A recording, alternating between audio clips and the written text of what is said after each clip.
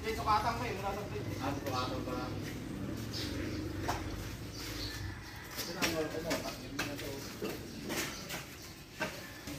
So, ayun guys, welcome back sa aming YouTube channel. So, meron tayong project ngayon na bahay, isang renovation na bahay sa Valenzuela. So, biglaan yung ating pagpunta dito. So, papakita natin yung mga gagawin. So, ito. Ayan guys. Ito dati kong ano to eh, ka-master eh. O baya, legit na to. Makikita ka na talaga ng tuluyan sa YouTube. Okay, yan. So, ang gagawin niya dito guys, maglalagay siya ng... Anong gagawin mo ba? Ikaw nga magpaliwanag. Okay. Yan. So, ito yung gagawin niya. So, maglalagay siya ng canopy dito para sa part na to. Ayan, ng entrance. Ayan. So, yan yun din yung ating abangan ng ilaw kung mayroon siyang additional na ilaw dito. Kasi dati, ang design nitong bahay, yung ilaw niya nandito lang. Then, ito pala yung ating mukha na ng bahay dito. May mga ano na to, metal paring na sa loob. So, rewiring ang gagawin natin dyan. Rewiring ng ilaw, then outlet ay itataas. So, papakilala muna natin yung ating mga kasamahan dito. O, yun. Oh, shout out na sa ating channel oh. Oh. Shout out sa mga pamilya. Kuyang. Ipakita kita sa YouTube Kuyang. Pakita na mukha para ipakita kita sa YouTube. para sumikat. Oh, ayan. Ito yung ating mga installer dito. Ayan. Mga taga Isabela. Uy! Kaano mo si si Kamasta Di Alan. Di Alan TV. Halos magkalapit yung inyong lugar. Nueva Vizcaya lang yun eh. Taga Nueva Vizcaya, si Di Alan. Ilocano? Mga Ilocano. At ito yung ating master foreman. Si Marvin. Ayan. Mahiyain sa camera. Si Marvin. Meron pa tayo ditong isang kasama sa labas. Nakabalot ang mukha. Okay. So yun, kukunin niya lang yung ito yung gagawin natin guys. Yan ang gagawin ko. Rewiring. Then meron siyang dating panel board. Ito, ang sabi ni architect ay papalitan natin ng bagong panel board. So, yun, medyo madami-dami tayong trabaho. Tapos, ito iaangat. Magiging 90 cm yung lahat ng outlet niya. Pero yung location ng mga switch, as is na siya. So, ito yung kanyang part ng dining. Yun yung living. Then ito ay isang kwarto. So meron tayong plano dito. Papakita muna natin. So meron tayong ditong plano. Ground floor. Yan. Living at ito yung dining niya. Ito. And then yan yung kitchen niya. CR at isang bedroom dito.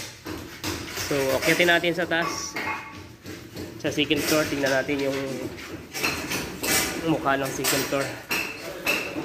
So, dito, may ceiling na. Ayan. So, may isang kwarto dito.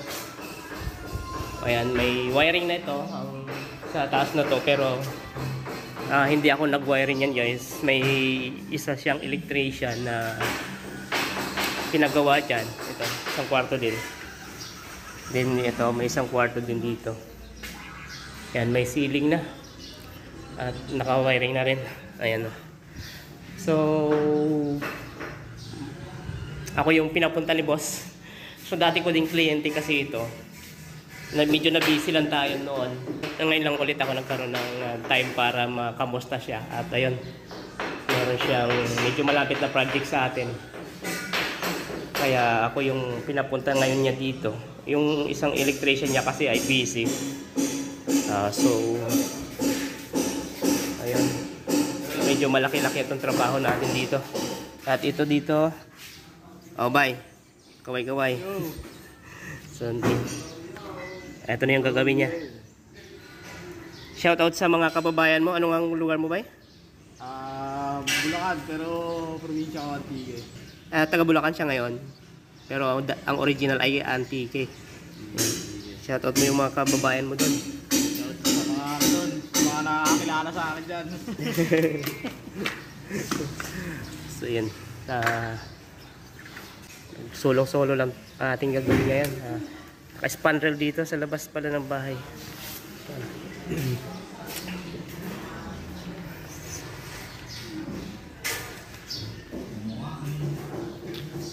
So yan guys. Update ko kayo mamaya.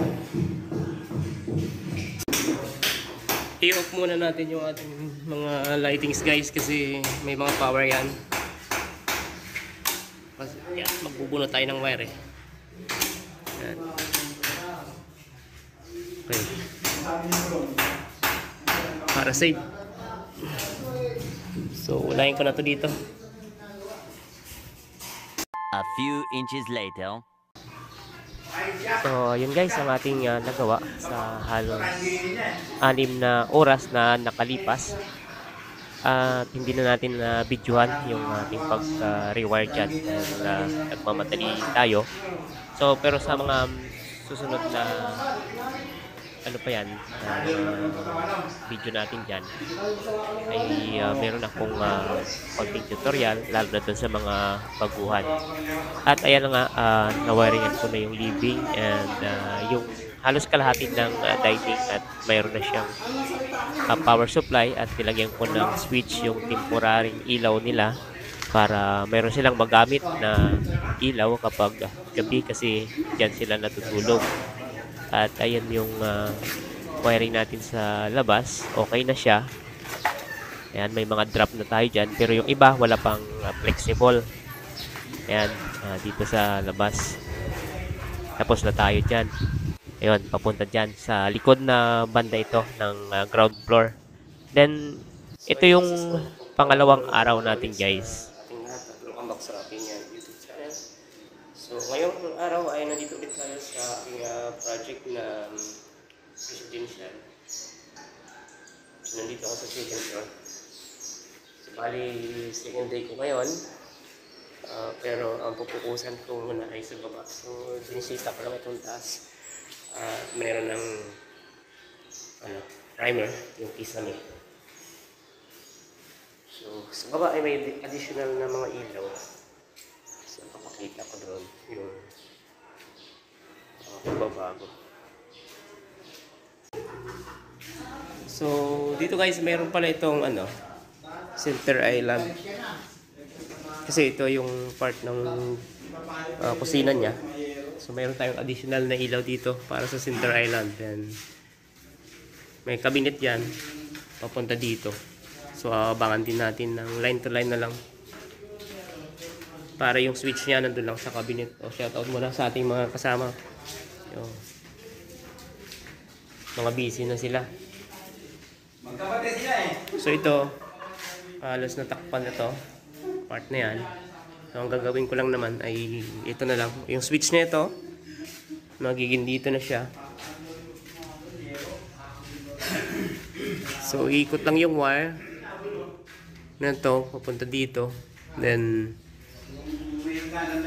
pagbaba dito, tatagos ko na lang yan doon. So, yan, alamin ko lang to kung ano tong mga, kung saan to.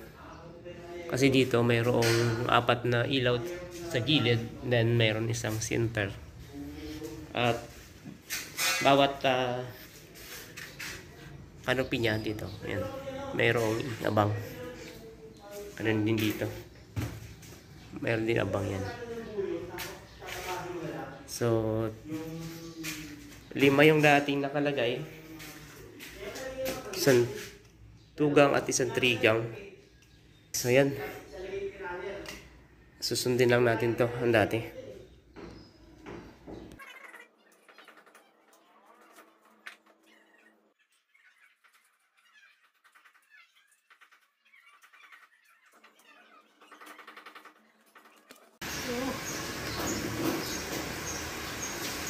Yun guys, oh, unti-unti na nakakapurba yung gawa ng ating isang master. Oh. Ayan. Partida pa yan ha, umaambon pa yan, nagwi-welding sa labas. Bay, umaambon bay. Umaambon. Ambon lang yan, pagkulan na, sa akin yung Ay, tibay. May spandrel na pala dito sa labas. Nalagyan ni Marvin. Ang bilis ah. Isang araw lang ako nawala eh. Ito, tinagos na yung wire.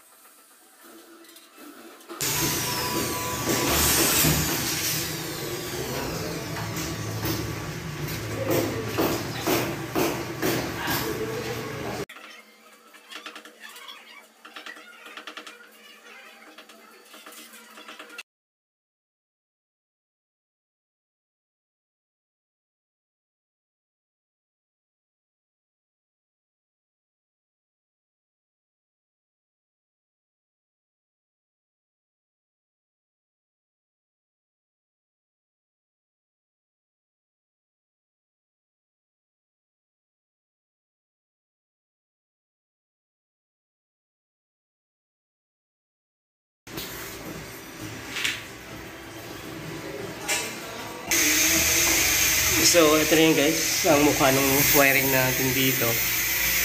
Ayan, ito sila dalawa. Isa lang ang switch. So, bali ito kasi natapat to sa headboard banda. Ayan. At ito yung drop natin. Pula at itim. Ayan. Itong isa na pula at isang itim na pumunta doon sa kabila. Ayan. So, puputulin ko na to dito. Tapos, splice ko lang dito sa itim at pula sa pula. So, yung ating palang size ng wire dito, 2.0 mm square yung pula. Yan yung return. Then, 3.5 yung ating pinaka-line. Kasi dito sa Maynila ay line to line ang ginagamit natin na supply. Kaya yan, magiging line to niya. 3.5. Then doon, napakaraming wire doon kasi yung ginawa ng electrician dati. Pinunta niya dito sa gitna yan. Pagkatapos dito sa gitna, papunta doon sa switch yun. Kaya medyo mahirap siya wiringan kasi umikot yung nandun, duman dito, then pumunta pa dito. Kaya medyo mahirap siya wiringan. So puputulin ko lang yan, splicing. Okay. So yan. Para sa mga beginners, no? Ayan. So magkasama sa switch. And then, ayan. Papunta sa breaker, line 2. Ang kapartner niya na line, yung pula. Ito. So itong itim sa kapula, magpapanag po doon sa circuit breaker. So, ayun guys, itong mga return na to, nakadiretso na to doon. Kasi hinugot ko yung ano dyan, dilaw kanina. At sinukat ko na to doon. Bali, eto, diretso ko na rin mamaya kasi nakasulo yan. Ayan, pagdating dyan, ito kasi susubo ko to dyan. Bali ang return dyan, ito, isa dito sa labas, isa din doon sa labas. Isa din yan, tapos isa din dito. Bali, 1, 2, 3, 4, ito, 5.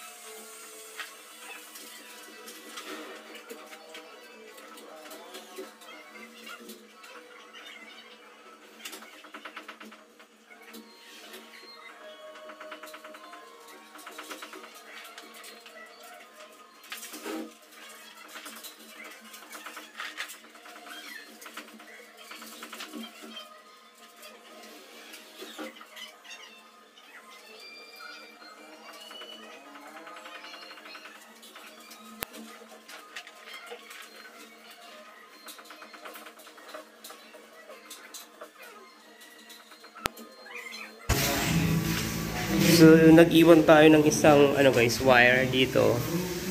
Kasi yan na yung magsisilbing pang tali natin doon sa ating hataking wire. Yan. Yan, tatali natin yan doon. Kaya nag-iwan tayo dito ng isa. Kaya so yung ganun lang yung ating ginagawa sikreto. Yan. Hindi na to sikreto ngayon. Kasi sinabi ko na sa inyo. Pwede naman yan. Palitan natin ng GI wire. Yan, ito. Kaganito. Kung gusto nyo na mas sigurado, GI wire ipapalit nyo. Pero sa akin kasi, ang ginagawa ko, bali, babalatan ko yung wire. So, babalatan ko to. Then, itatali ko to dun sa isa. nagpasubra tayo dyan isa. Halimbawa to. Yan. Hinabaan natin yung isa kasi dito natin ikakapit yun. So, binapalatan natin para mas kapit na kapit siya. Then, yan, hindi siya parehas ang haba kasi nga mas maganda kapag hindi siya pantay-pantay para mas maliit yung dulo ng mga wire natin para kapag pinasok na natin sa tubo, hindi siya magsisikipan. Ayan, yan. So, ganyan ang ginagawa natin. Then, nagdagdag tayo ng isang pula na 2.0. To. Yan. Then, para na yan dito sa gitna. Pag nahatak na natin yan pababa doon sa switch, may iiwan na yung para dito sa drop. Then, puputulin na lang natin yun. So, hindi tayo nagpuputol agad kapag ano na solo lang siya papunta sa switch. So, ngayon, itong hawak ko, 6 na return ito. Yan. 6 na return. Yan o. Then, papito sa kanyang line. Ito yung live wire. Yan. Ito yung supply niya. Then, ito yung itim para sa ilaw sa labas ng pinto. Then, ito na yung 5 dito sa loob. Kasama yung sa dito sa labas. Bali dito sa loob pala ay 3 lang. 1, 2, 3.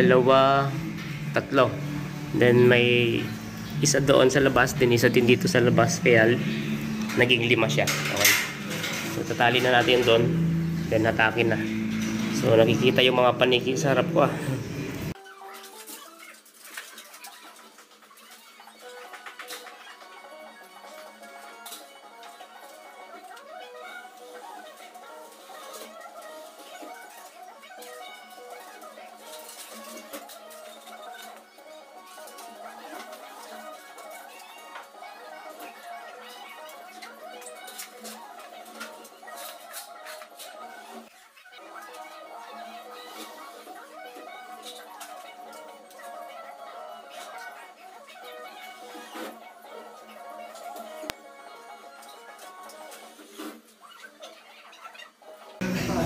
So yan guys, nahatak na natin lahat, no? Ayan, kukuntulin lang to para sa trap.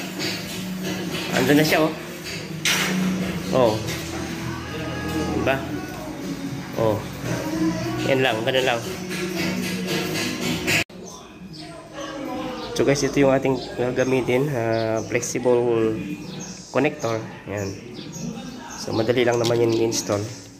So ito yung kanyang pang-lock. Pasok mo dyan. So ito yung nasa loob. Ito yung sa labas. Then ikutin mo lang yan para mag-lock. So familiar naman ito sa karamihan kasi nga matagal na ito na materialis dito sa atin. Yan. Tapos dun sa mga baguhan, pasok mo lang.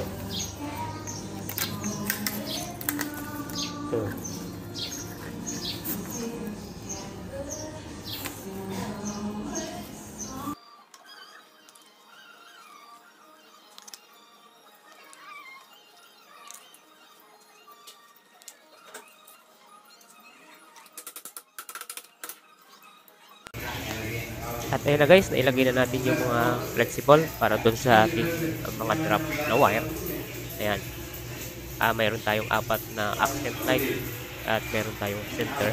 Yung center guys ay lalagyan daw nila yan ng electric fan. Kaya yan, dadagdagan pa nila ng patiba yung kanilang ceiling dyan para masigurado na hindi mahuhulog yung kanilang ceiling fan. So yan, may power na yan guys at nilagyan ko na rin ng temporary ilaw para magagamit nila kapag gabi at dito sa labas ng kwarto na yan, meron na rin at dito sa CR yan, meron na wiringan ko na siya. Then dito sa